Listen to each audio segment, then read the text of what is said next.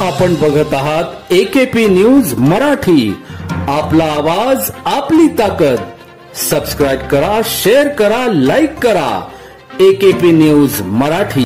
यंदा नाशिक शहरात गणेश विसर्जन मिरवणूक मंगळवार दिनांक 17 सप्टेंबर रोजी आणि सोमवार दिनांक 16 सप्टेंबर रोजी दुपारी 2 वाजता चौक मंडई येथून सालाबाद प्रमाणे मिरवणूक जुलूस-ए मोहम्मदी काढण्यात येणार आहे। शहरे खतीब हाफिज हिसामुद्दीन अशरफी यांच्या नेतृत्वात धर्मगुरूंच्या शिष्टमंडळाने आयुक्तालयात पोलीस आयुक्त संदीप कर्णिक यांची दुसऱ्यांदा मंगळवार दिनांक 10 सप्टेंबर रोजी दुपारी भेट घेतली। या बैठकीत समाजाच्या वतीने 16 सप्टेंबर रोजी सोमवारच्या दिवशी जुलूस काढण्याबाबतचा निर्णय घेण्यात आला। शहर व परिसरात सोमवार दिनांक 16 सप्टेंबर रोजी पैगंबर जयंती अर्थात ईद ए मिलाद मोठ्या उत्साहात साजरी करण्यात येणार आहे।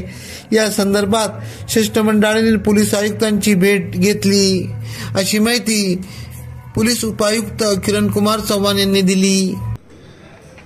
16 तारखेला ईद ए मिलाद सणानिमित्त जो जुलूस निघत असतो, त्यानिमित्त आज माननीय पोलीस आयुक्त कार्यालयामध्ये बैठक झाली। या अनुषंगाने 16 तारखेलाच जुलूसचं आयोजन करण्यात येणार आहे।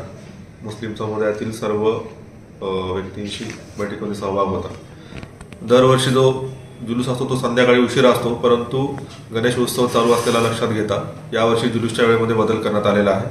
दुपारी 2 वाजता त्याच्यापूर्वी जुलूस निघेल आणि संध्याकाळी 7 पर्यंत जुलूस पूर्णतः संपला जाईल।